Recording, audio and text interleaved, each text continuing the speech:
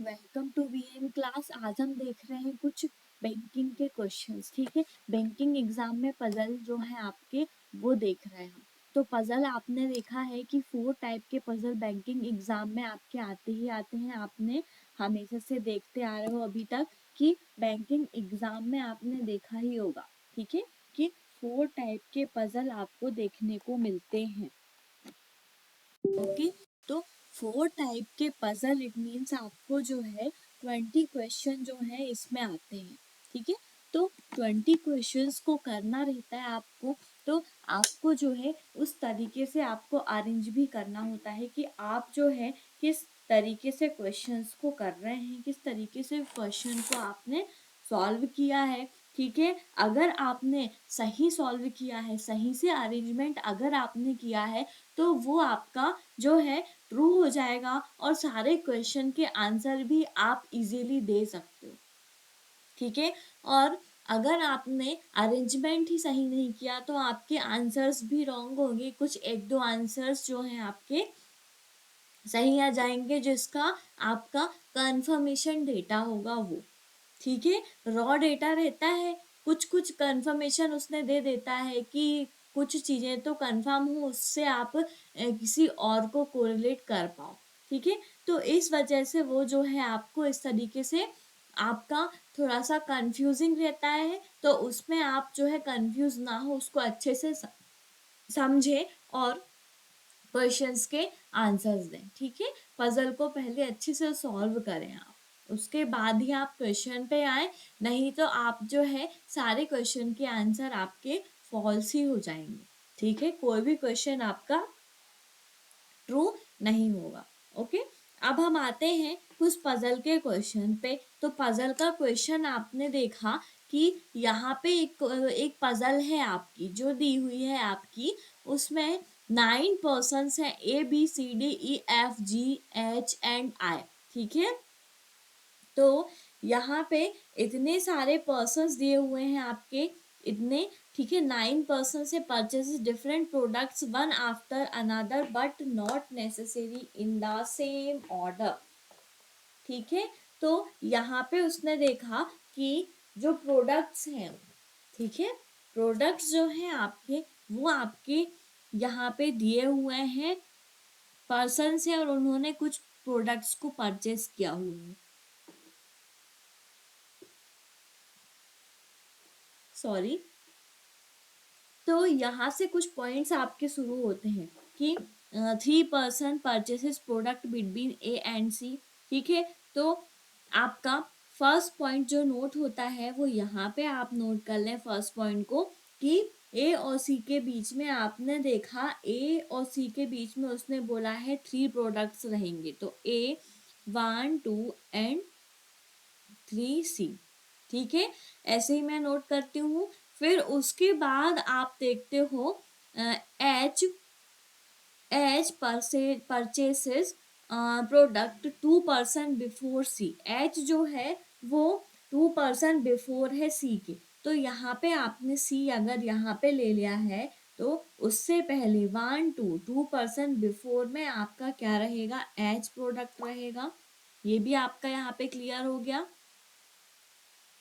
ठीक है, उसके बाद 2 person purchases product between H and E. H और ई के बीच में वो बोल रहा है कि 2 पर्सन रहेंगे। तो एच और ई के बीच में आप देख लें यहाँ पे, तो एच और ई के बीच में 2 पर्सन रहेंगे। तो यहाँ पे आप 2 पॉसिबिलिटी ले लें। फर्स्ट पॉसिबिलिटी आपकी ये है, सेकंड पॉसिबिलिटी आपकी ये दी हुई है। ठीक है, इसमें आपको 9 बॉक्सेस लेने हैं। 9 बॉक्स आप यहाँ पे बना लें। ठीक है, 1 2 3 4 5 6 7 8 एंड 9। ठीक है, ये आपके 9 बॉक्सेस हैं। तो आप यहाँ पे जैसे कि किस पोजीशन पे आप ले रहे हो ये आप देख लो पहले। तो जैसे अगर आपने ए को यहाँ पे लिया है तो ए और सी के बीच में 1 2 3 का गैप है, और फिर उसके बाद सी है। सी के ऊपर जो है आपका C, H purchase product 2 person before C. 2 person before मतलब 1 2, 2% पहले जो है वो एच प्रोडक्ट है, ठीक है। सेम आप यहाँ इस पोजीशन पे ए और सी ले लें, और सी के पहले होना चाहिए एच, तो यहाँ पे 2% पहले इस कंडीशन पे नहीं हो रहा है, ठीक है, इस कंडीशन पे तो नहीं हो रहा। अब आप और चेक करते हैं, और कोई प्लेस में रख के देख लो आप यहाँ पे, तो आपने यहाँ पे ए को लिया और 1-2-3% छोड़ के यहाँ पे आपका सी हो गया, और सी से 1-2% बिफोर में आपका एच है, ठीक है। इतना क्लियर हुआ। ये आपकी फर्स्ट पॉसिबिलिटी है, और ये जो है आपकी ये है सेकंड पॉसिबिलिटी, ठीक है। इतने पॉइंट्स आपके क्लियर हुए, ये आपका फर्स्ट पॉइंट था। तो यहाँ पे आपने देखा कि ये सारी चीजें आपकी क्लियर हो चुकी हैं। फिर उसके बाद आप देखते हो यहाँ पे 2% purchases between H and E, H और ई के बीच में 2% हैं। हु मतलब ई परचेज प्रोडक्ट बिफोर ए के पहले आपका ई आना चाहिए, तो ए के पहले आपका ई आ गया। और क्या बोल रहा है, एच और ई के बीच में आपके 2% होने चाहिए, तो एच और ई के बीच में 2% है, बिल्कुल सही। ए के पहले आपका क्या आना चाहिए, ई आना चाहिए, ठीक है। ए के पहले ई आना चाहिए, और ई और एच के बीच में 2% होना चाहिए, जो कि यहाँ पे इतने सारे 1-2-3-4 है इसके एच और ई के बीच में, तो ये पॉसिबिलिटी आपकी यहीं पे ही रॉन्ग हो गई, ठीक है। यहाँ पे ही इस पॉसिबिलिटी को आपने रॉन्ग कर दिया। अब आप फर्स्ट पॉसिबिलिटी में ही आपका जो है आगे का क्वेश्चन सॉल्व करें। B purchase product just after A, ठीक है। बी जो है वो ए के पहले ए के बाद में आता है, और जस्ट आफ्टर बोल रहा है, तो मतलब कि ए जो है आपका यहाँ पे जो ए दिया हुआ है आपका, ठीक है, तो सबसे पहले आपका ए रहेगा, उसके जस्ट बाद में आपका बी रहेगा, तो बी के लिए सिर्फ यही पोजीशन है आपकी जस्ट में, ठीक है। मतलब कि आपका जस्ट आफ्टर बोल रहे हैं ना, तो इस वजह से आपका बी जो है सेकंड पोजीशन पे ही ए के बाद ही आएगा, ठीक है। फिर उसके बाद क्या बोलता है, 4% purchases product between B and G, B और जी के बीच में आपके 4% होने चाहिए। बी आपका यहाँ पे दिया हुआ है 1-2-3-4, यहाँ पे आपका जी होना चाहिए, ठीक है। बी और जी के बीच में क्या बोला, 1-2-3-4% होने चाहिए। ये आपके सारे ही पॉइंट्स यहाँ पे क्लियर होते जा रहे हैं, ठीक है। फिर the number of person purchases product before A is same as the number of purchases product after G, मतलब कि ए के पहले जितने प्रोडक्ट परचेस किए गए हैं उतने ही ए के बाद जी के बाद में किए गए हैं, तो बिल्कुल सही है आपका। ए जी के बाद में भी एक प्रोडक्ट है, और ए के पहले भी आपका एक प्रोडक्ट है, तो आपका जो है ये पॉइंट आपका यहाँ पे कैसे नोट करोगे, आप ये देखो कि A number of product purchases before A, मतलब ए के पहले जो है जितने प्रोडक्ट परचेस किए गए हैं उतने ही प्रोडक्ट्स आपके जी के बाद परचेसेस किए गए होने चाहिए। तो यहाँ पे आपने देखा कि सेम है, ए के पहले एक ही है और जी के बाद भी एक ही है, ठीक है। ये पॉइंट भी क्लियर हुआ आपका। अब F purchases product before I, F जो है वो आई से पहले परचेस किया गया है बट आफ्टर सी, मतलब कि यहाँ पे आपका ये जो पॉइंट है वो कैसे होगा, एफ जो है आई के पहले, ठीक है, बट आफ्टर सी मतलब सी के बाद में, तो इस तरीके से आपका ये अरेंजमेंट होगा। तो यहाँ पे आपने देखा सी के पहले आपका क्या होगा, तो यहाँ पे जो है सी के बाद बोल रहा है, ठीक है। यहाँ पे क्या है, app purchase product before I, ठीक है। तो आई के पहले मतलब कि आई के पहले आपका एफ होगा, ठीक है। तो आई आपका ये दिया हुआ है, इससे पहले आपने यहाँ पे एफ ले लिया, यही पोजीशन बचती है आपकी। और फिर यहाँ पे आपका एक ही पोजीशन है जहाँ पे आप जो है एक बचा हुआ जो आपका पर्सन है उसको आप ले सकते हैं यहाँ पे। तो आपका जो बचा पर्सन है वो है डी। ठीक है, ये आपका हो गया कि सी के आफ्टर सी के बाद में एफ होना चाहिए और आई के पहले एफ होना चाहिए। ये जो कंडीशन थी ये भी आपकी क्लियर हुई। ठीक है, और ये भी आपकी कंडीशन क्लियर हो चुकी है। ठीक है, तो आपका जो क्वेश्चन जो है आपका पजल वो भी क्लियर समाप्त हो गया है। और आपका पजल का जो जो आपने सॉल्यूशन किया था वो आपका फर्स्ट पॉसिबिलिटी में सॉल्व हुआ, सेकंड पॉसिबिलिटी में आपका सॉल्यूशन नहीं हुआ। तो आप इसके अकॉर्डिंग ही इस क्वेश्चंस के आंसर देंगे। तो आप देखो इसके आंसर्स आप कैसे देते हो। आप यहाँ पे देखो फर्स्ट क्वेश्चन पे आते हो। आप फर्स्ट क्वेश्चन पे देखो, who among the following purchases product at third position when counts from the top. Top से अगर काउंट करते हैं हम तो थर्ड पोजीशन पे कौन सा प्रोडक्ट आता है। तो आप यहाँ पे देखें कि आप टॉप से काउंट करते हैं 1 2 3, थर्ड पोजीशन पे आपका बी प्रोडक्ट आता है। ठीक है, तो राइट आंसर जो है आपका वो होगा बी। ठीक है, तो फर्स्ट जो है उसका राइट आंसर होगा। फिर how many person purchases product between E and F. E और एफ के बीच में कितने पर्सन जो है वो प्रोडक्ट को परचेस कर रहे हैं ई और एफ के बीच में। ठीक है, तो आपने यहाँ पे देखा ई आपका यहाँ पे दिया हुआ है फर्स्ट पोजीशन पे टॉप में ही, और एफ आपका ये दिया हुआ है। इनके बीच में आपको देखना है 1 2 3 4 5 पर्सन जो हैं आपके ई और एफ के बीच में प्रोडक्ट को परचेस कर रहे हैं। तो यहाँ पे राइट आंसर जो है आपका बी 5 होगा। ठीक है, उसके बाद हम आते हैं नेक्स्ट क्वेश्चन पे। नेक्स्ट क्वेश्चन जो है आपका, which among the following statement is are true. I purchase product before A. I जो है वो आई जो प्रोडक्ट है वो ए के पहले परचेस किया गया था क्या। तो ये देखें आप, आई जो है वो नहीं किया गया था, ए के बाद में किया गया था। ये कंडीशन आपकी फॉल्स है। फिर उसके बाद आप देखो तो उसके बाद जो है आपका no one purchase product before E. ठीक है, no one purchase product before E के पहले जो है आपके कोई प्रोडक्ट परचेज किया गया है नहीं किया गया। ये देखें आप, ई आपका टॉप मोस्ट है और उससे पहले कोई भी प्रोडक्ट परचेज आपका नहीं किया गया। ठीक है, ये वाला आपका ट्रू है।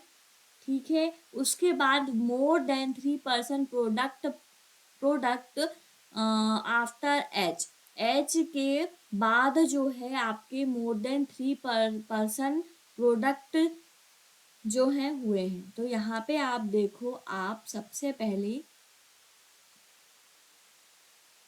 एच के बाद में 1 2 3 4 5 प्रोडक्ट्स हैं। मतलब हाँ, एच से ज़्यादा मतलब कि 3 से ज़्यादा वो बोल रहा है यहाँ पे कि मोर देन 3 प्रोडक्ट्स जो हैं वो एच के बाद में परचेज किए गए हैं। तो ये भी आपका ट्रू है। तो आपका राइट आंसर होगा सेकंड और थर्ड फॉलो। ये आपका सी राइट आंसर होगा, both second and third follow.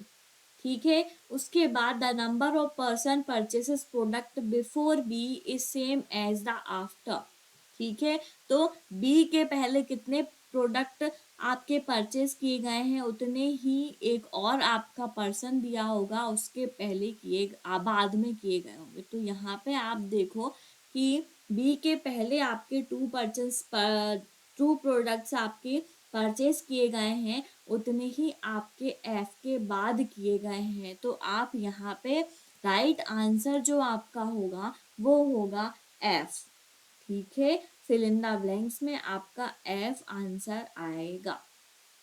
ठीक है, बी के पहले भी 2% आपके परचेज किए गए हैं और एफ के बाद में भी आपके टू प्रोडक्ट्स जो हैं वो परचेज किए गए हैं। ठीक है, इतना क्लियर हुआ। अब यहाँ इसका जो लास्ट क्वेश्चन है इसका आंसर और दें आप, उसके बाद हम एक और पजल को सॉल्व करते हैं। ठीक है, तो 4 of the following 5 are alike in a certain way and hence from a group find the one who does not belong to that group। तो यहाँ पे आप देखो सबसे पहले कि E और B A H, यहाँ पे आप देखते चलें E B 1 का गैप, A H 1 का गैप। ठीक है, फिर आप आओ और नेक्स्ट में B D C G और G I। ठीक है, बी और डी के बीच में भी आपका ये देखो 1 का गैप ही दिख रहा है। ठीक है, और सी और जी के बीच में भी आपको 1 का गैप दिख रहा है। फिर जी और आई जो दिया हुआ है उसमें गैप आपका नहीं दिख रहा है, तो वही आपका राइट आंसर होना चाहिए। ठीक है, जी और आई जो है वही राइट आंसर होगा। क्यों? क्योंकि इन सारे में आपको 1 का ई और बी के बीच में आपका 1% है, फिर आपका बी है। ए और एच में भी सेम ऐसे ही है, 1%, फिर एच दिया हुआ है। ठीक है, फिर बी और डी के बीच में भी 1% है, सी और जी के बीच में भी 1% है। तो यहाँ पे आपने लास्ट जो आपका था जी और आई के बीच में 1% नहीं है, वो तो एकदम आफ्टर है। ठीक है, जी आपका पहले दिया हुआ, फिर आप आई दिया हुआ है, तो इमीडिएट नेवर ही एक दूसरे के, इस वजह से इस ग्रुप के ये नहीं है। तो आपको जो है ये वाला आपका राइट आंसर होगा, लास्ट वाला ई।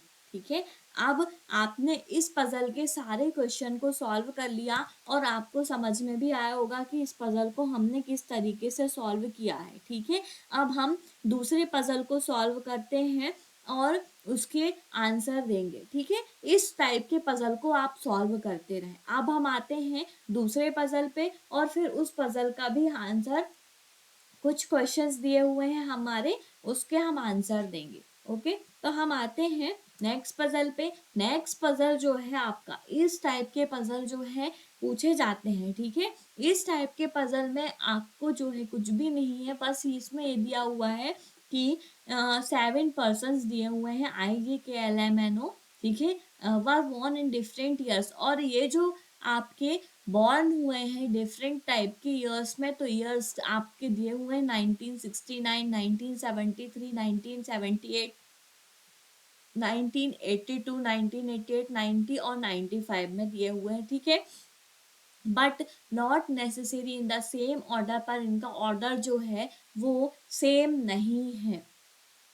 ठीक है, लेकिन हम यहाँ पे जो आपको एक क्लू मिलता है, तो आप इनको ही लाइन से लिख लेंगे, इनको ही लाइन से नोट कर लो आप एक कॉलम में 96 से 95 तक के पूरे ईयर्स। ठीक है, उसके बाद हमको age of each person is calculated on the base of year 2022, मतलब कि आपको जो है 2022 से आपको इन जो ईयर्स दिए हुए हैं उनकी एज को कैलकुलेट करके बताना है, उनको कैलकुलेट करके बताना है कि एज जो है किस पर्सन्स की कितनी है।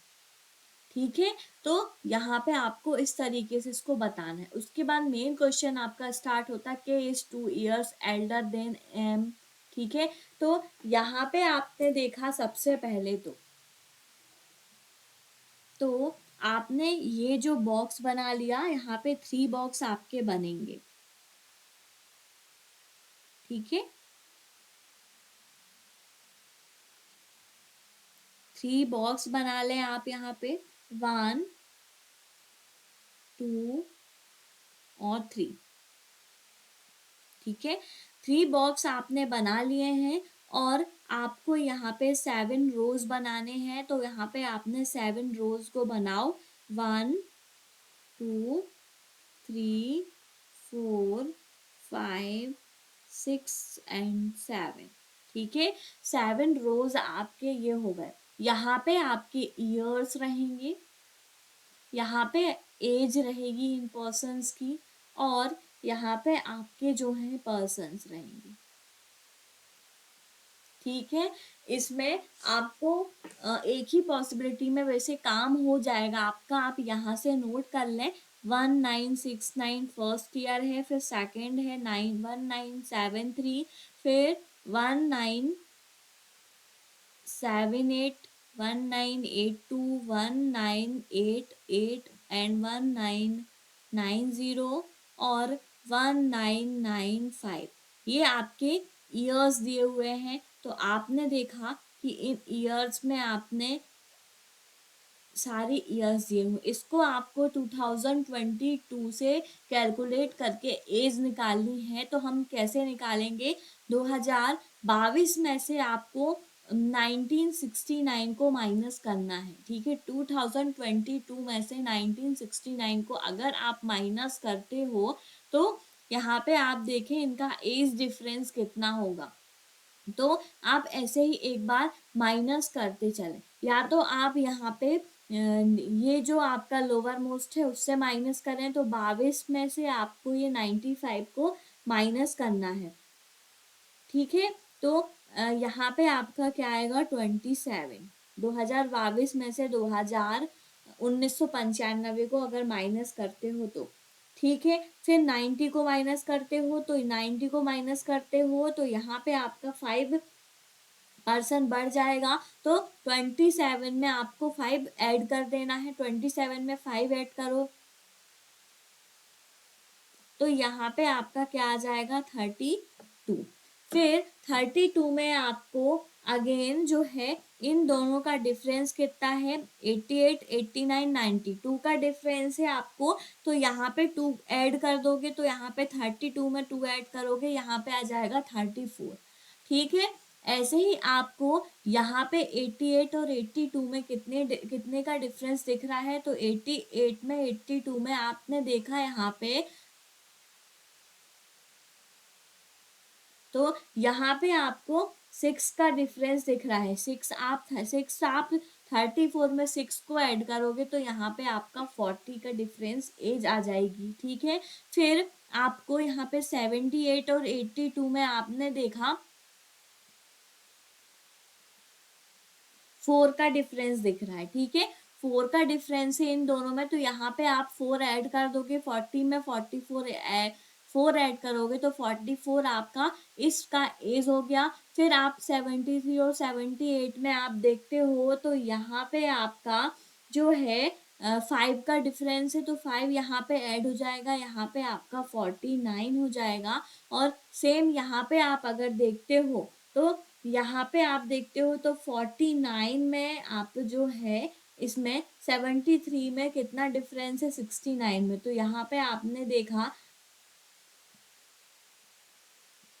4 का डिफरेंस है, तो यहाँ पे आपने 4 ऐड किया तो 49 में आप 4 ऐड करोगे तो आपका क्या आएगा 53।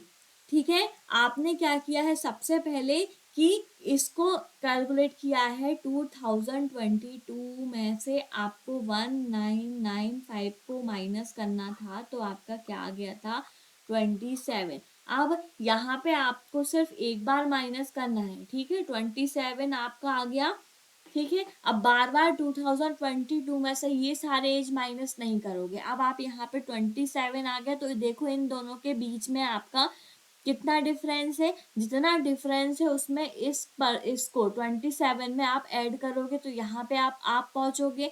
फिर इन दोनों के बीच में आप देखोगे 88 और 90 के बीच में कितना डिफरेंस है, फिर आप 32 में उसको ऐड करोगे। तो एज इट इज ये प्रोसेस आप यहाँ तक करोगे जितने आपके ईयर्स दिए हुए हैं।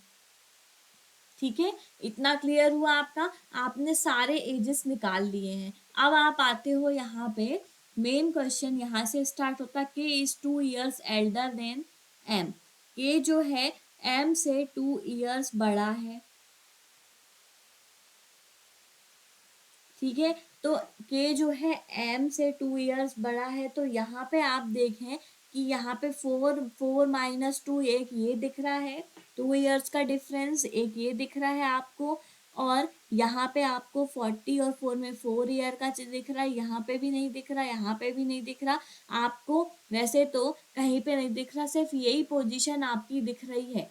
ठीक है, तो आपका के और एम यहाँ पे ही आएगा, और के एल्डर है तो के आपका 34 में आएगा, एज ऑफ 34 में, और 32 में आपका एम आएगा। क्यों? क्योंकि के इज एल्डर देन एम।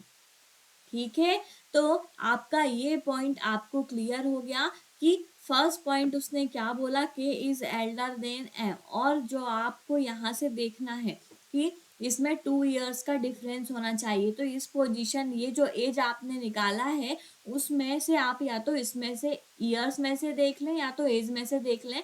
तो देखते हैं आप, तो यहाँ पे सिर्फ 2 ईयर का डिफरेंस आपको इस पोजीशन पे ही मिल रहा है, इस पोजीशन पे ही मिल रहा है। तो ये आपके के एम जो है यहाँ पे सेट हो गए। ठीक है, अब हम आते हैं नेक्स्ट पॉइंट पे। The age difference between N and M is a perfect cube number. N और एम का एज डिफरेंस जो है वो परफेक्ट क्यूब नंबर होना चाहिए। एन और एम का डिफरेंस जो है वो क्यूब होना चाहिए। तो आपने देखा यहाँ पे एम जो है आपका 3 है, 32 है, 32 है, मतलब कि 2 का क्यूब आप करते हैं तो 2 का क्यूब आपका 2 2 4, 4 2 8 होगा। ठीक है, और एन जो है आपका, एन जो है आपका उसमें आप देखते हो तो age difference between N and M, N और एम की अगर एज डिफरेंस आप निकालते हैं तो उसमें आपका परफेक्ट क्यूब होना चाहिए। तो यहाँ पे आपको जो है 32 और 40 में आप अगर देखते हो तो 32 और 40 में, 40 में से आप 32 को हटाते हो जैसे कि, तो वहां पे 8 बचता है। 8 का क्यूब आपका क्या होगा, ये आप देखें तो यहाँ पे आपको जो है यही आपका आंसर्स होगा। क्यों? क्योंकि आपने देखा और कहीं पे भी पोजीशन आपकी नहीं दिख रही है जो आप इसका सॉल्यूशन कर सके। ठीक है, तो यहाँ पे आपने देखा एम के दिया हुआ है, उसके बाद आप यहाँ पे एन ले लें। क्यों? क्योंकि 40 और एम में जो 32 है इन दोनों के बीच में आपका डिफरेंस जो है वो 8 का डिफरेंस है, 8 का क्यूब होगा। तो आपका यहाँ पे परफेक्ट डिफरेंस होगा। इस वजह से एम को आपको 40 की पोजीशन में ले लेनी है। ठीक है, फिर आपने यहाँ पे देखा था number of person born after M, M के बाद जो है जितने पर्सन बॉर्न हुए हैं is same as the number of person born before L. तो एल के पहले होने चाहिए। तो यहाँ पे एम के बाद जो है आपके एक पर्सन है आपका एम के बाद, तो यहाँ पे आप एल ले लो, एल के पहले आपका भी 1 पर्सन होगा। ठीक है, ये पॉइंट भी आपका क्लियर हुआ। अब आप आते हो यहाँ पे the difference between the age of L and J is a prime number. L और जे का डिफरेंस जो है वो प्राइम नंबर होना चाहिए। तो एल आपका ये है, और अगर आप एल को जो है, एल का जो है 49 है और 44 को माइनस अगर करते हो तो ना, तो आपने 9 में 4 तो ये 5 हुआ, और यहाँ पे तो आपका प्राइम नंबर आया 5। अब यहाँ पे आप और देख लें 53 और 49 में, और आप चेक कर लें आपकी जे कहाँ पे आ सकता है। तो आपने 49 और 53 में और चेक किया तो 13 में 9 को आपने हटाया,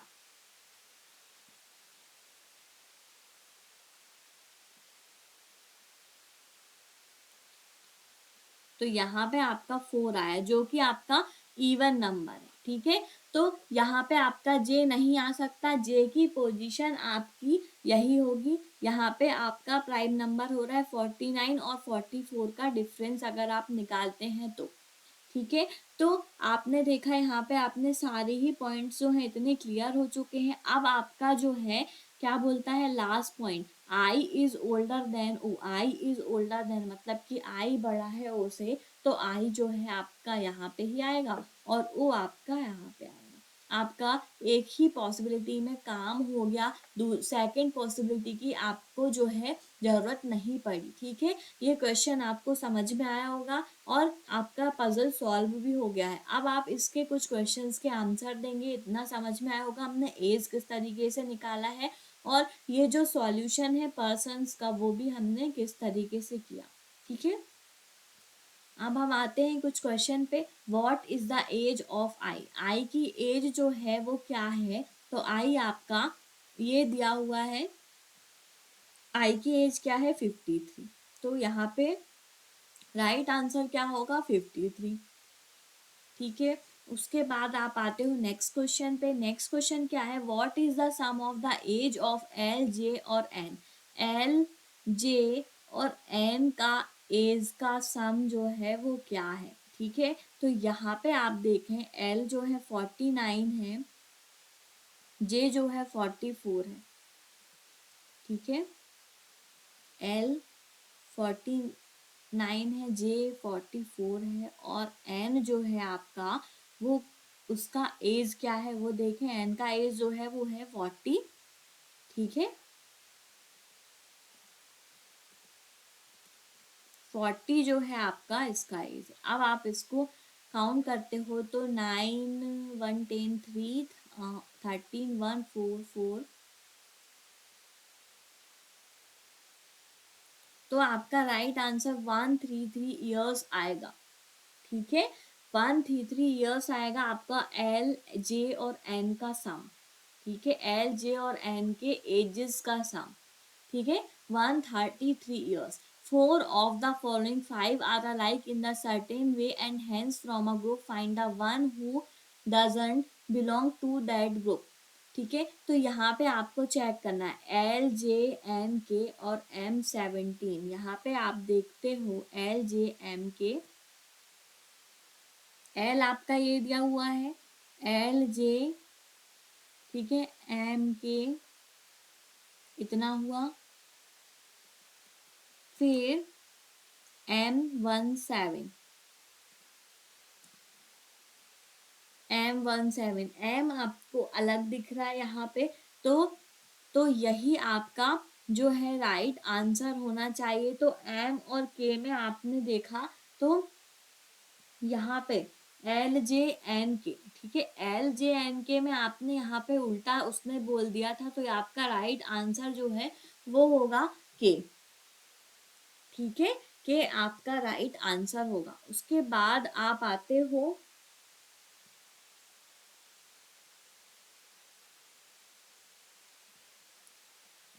एक मिनट यहाँ पे चेक करो फिर से, एल जे हो गया, फिर के एम के हो गया और फिर M17 हो गया।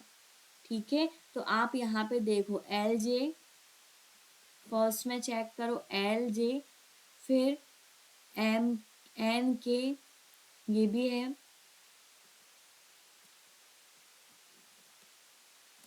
एन के, हाँ ये भी है आपका, और लास्ट जो है आपका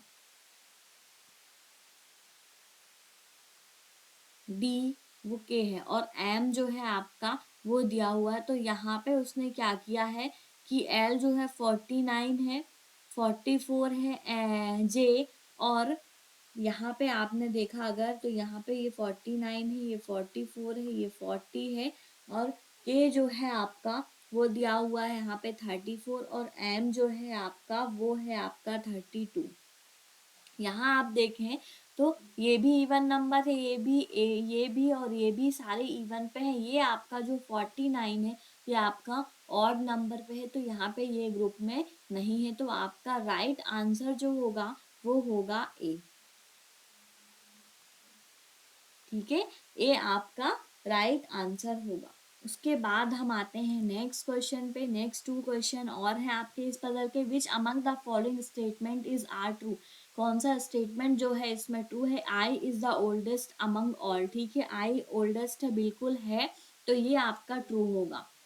यहाँ पे भी आप चेक कर लें, आपको कंफ्यूजन है तो ये देखो आई जो है आपका सबसे ज्यादा बड़ा है ना।